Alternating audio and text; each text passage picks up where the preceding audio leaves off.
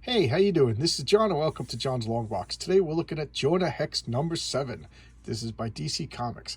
I talked a lot about my channel that I didn't really like Western comics as a kid. I actively avoided them, but I did like Jonah Hex. I don't know why, so he was the exception.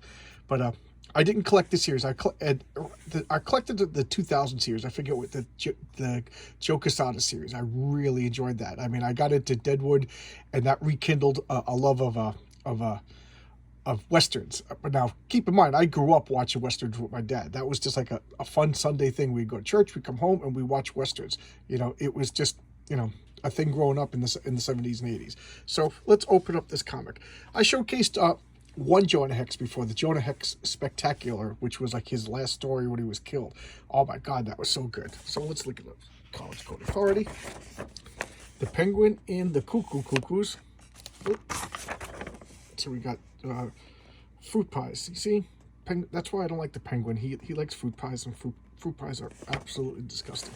So let's look at this splash page. I love this. It's kind of looking old fashioned. So the script, Michael L. Fleischer, who is the same person that did he's the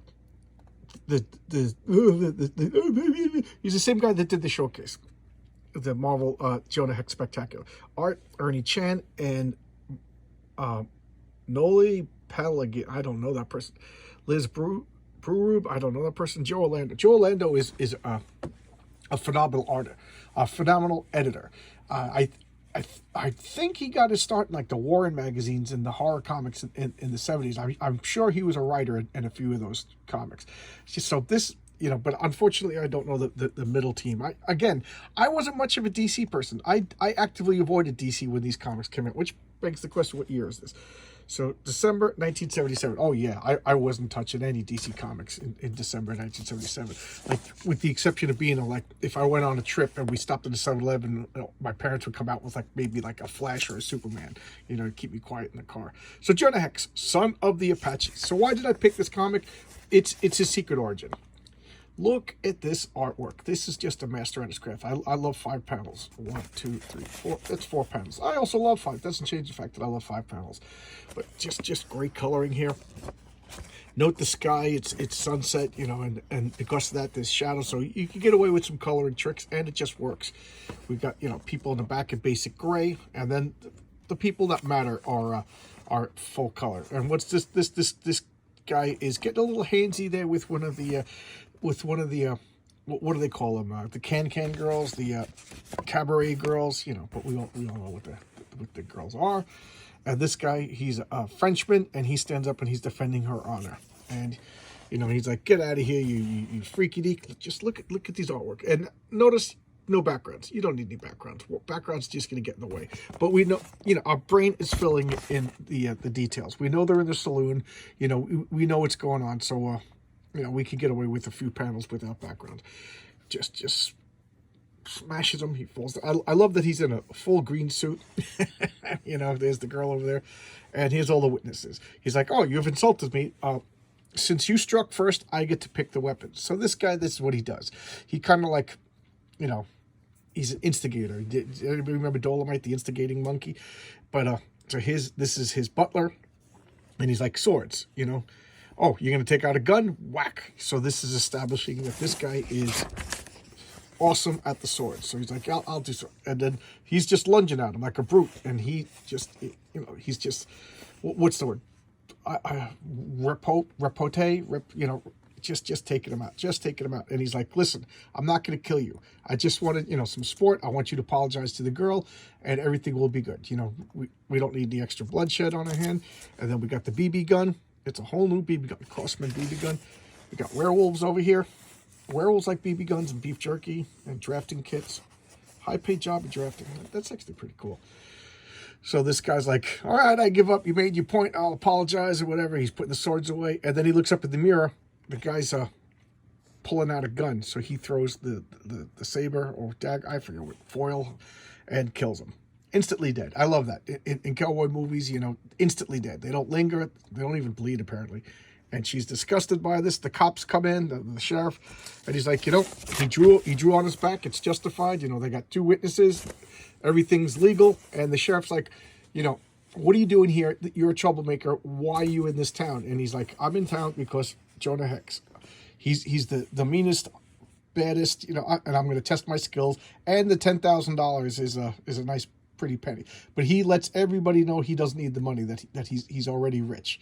He's just doing this for sport. That's the kind of guy he is. And what's going on with Jonah Hex? Well, Jonah Hex got framed in the previous 2 issues. So this is a long continuing story, and I like that. It's a saga.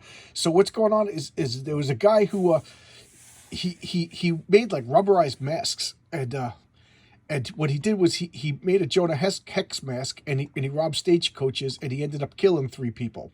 And look at Jonah Hex. Can you see like that? Everybody described that. So Jonah Hex didn't do it. He's being framed for a crime he didn't commit.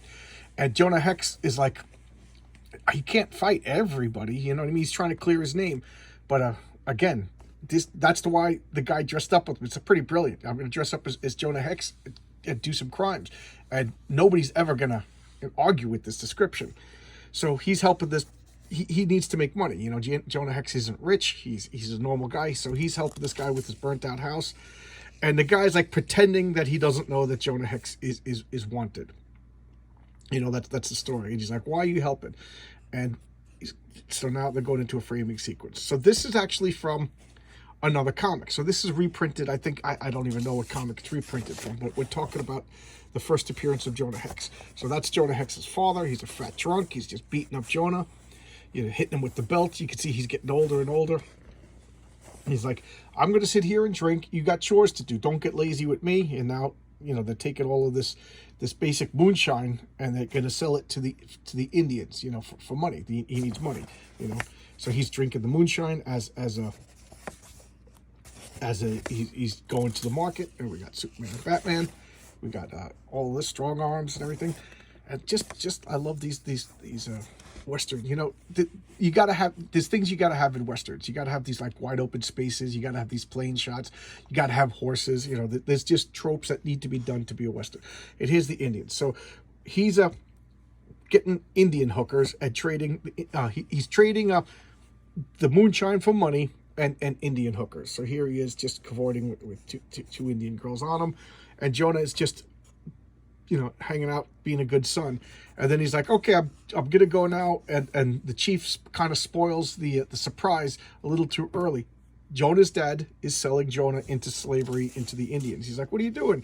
He's like, I gotta go to the gold rush, and I don't need a little insubordinate kid holding me back. He goes, when I'm rich from the gold rush, I'll buy you back. And he's like, but Dad, you can't go. Poor kid. This is innocent Jonah. He's not. He doesn't even have the scar on his face yet. He's just an innocent kid. He loves his dad, faults and all. So now he's fighting. They're establishing that Jonah is, a heroic figure, meaning like he could beat anybody. If Jonah was to get killed right away, there wouldn't be stories about him. So he's a survivor. He's like, Dad, and his father just pushing him off the wagon, and then the sea monkeys get involved, and you don't want the sea monkeys getting involved, And we got Muscles Fast. We got all new supersized specials. Superman vs. Wonder Woman. That's pretty cool. Rudolph the Red-Nosed Reindeer. And then we got Fantastic 50th issue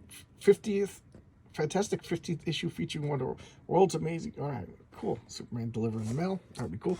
So now the Indians are just like, you belong to us now. So he's fighting off the Indians. Look at him. He's holding his own until he gets kabonked on the head.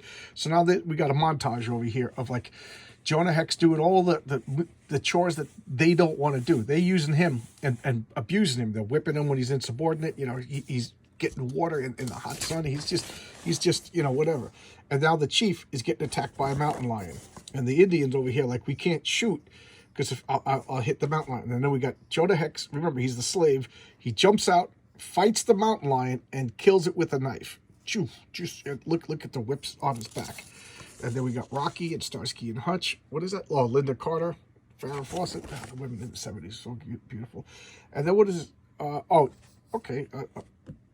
I don't even know. Important notes. Application is now being taken for the following chapters of this DC Superstar Society. Okay, so this is like a FOOM, the Friends of Old Marvel. It's a fan club. So this thing is dead. And the chief is just like, holy moly, did you see this? I'm adopting him. He's not a slave anymore. He's my adopted son. And he's my adopted younger son, because his eldest son is next in line to be the chieftain. And look how happy he is. And he's of course, he's getting the scorn from the firstborn. And what's going on? Now, regular old Indian, this is going on. So now we have an Indian raid. This is a rival clan. You know, contrary to popular belief, the Indians weren't living in peace and prosperity and woeful magic, you know, noble savage with the land. You know, they were fighting each other before the white man came. And these two tribes are fighting. And they grab a woman and they ride off. So now the chief's like, we got to avenge it. So we got to get Jonah. He's the chief's son now. And look, he's throwing a hatchet. So they're getting a raiding party together. And they're like, you know, my two sons are going to lead this, and they're going to go and they're going to capture, and they're going to get everything back. So now they're working together. They're working together. And this is an Indian from the other tribe. Jonah just comes out and stabs the hell out of him, beats the crap out of him. Look at him. He's just murdering with a knife. And then he goes to get... Oh, they didn't steal a woman. I'm sorry. They stole a horse. They stole the chief's horse. So now he's getting the horse back, plus another 3 horses. And as he's doing it, he yells to wake up all the sleeping. And he's like, what are you doing that for? And he kicks him and rides off. And he got the 3 horses. And he's like, Jonah was killed in the raid. He was so brave. You should have seen... Look at that. That looks awesome. I got to look that up. And he's like, well, we got the horses back, but poor Jonah, you know. And now Jonah's like waking up, and now all the Indians from the other tribe, the mark of the demon. So the Apaches, you know, no, I guess, is it a spoiler? We already know. This is where he's going to get captured, and they're gonna hit him in the face with the hatchet, that tomahawk, to give him that famous scar. I love this. I love the art. I love everything about it. I'm just... Mike Christensen, didn't he write? I think Mike Christensen wrote the for Mike Gustovich. He wrote the Justice Machine, I think, right? If it's the same person. That's why I like looking at these. And this is the in-house news, the Daily Planet. You know, this is just, you know, advertisements for DC for himself. Here's the Fun Factory. I love this stuff. Model? No. Oh, emergency vehicle. Oh, cool. You put together in no time. So I guess, is it models? I guess it's models. Models were really big. 2 fun to do offers for you. Okay, cool. So there you go. That's Jonah Hex number 7. I really dig this. I'm a fan. I'm collecting this. You know, when I'm slowing down on my back issue bonanzas, because I got to get caught up on bills. But so I'm getting like 1, maybe 2 issues a month to read. You know, so you know. When I collect stuff, I don't want to buy like 100 issues. If I binge read, I don't seem to remember. But so I'm getting like 1, you know, every other week or something like that. But it's pretty cool. I'm really digging this. This I don't know what else to say. All right, I'll see you tomorrow, guys, with another video. And remember, Wednesday at 7 o'clock, I'll be talking to the people of Heroinberg. You know, a bunch of actresses putting on you know, episodes, like web episodes, you know? It's a lot of fun. All right, I'll see you. Bye-bye.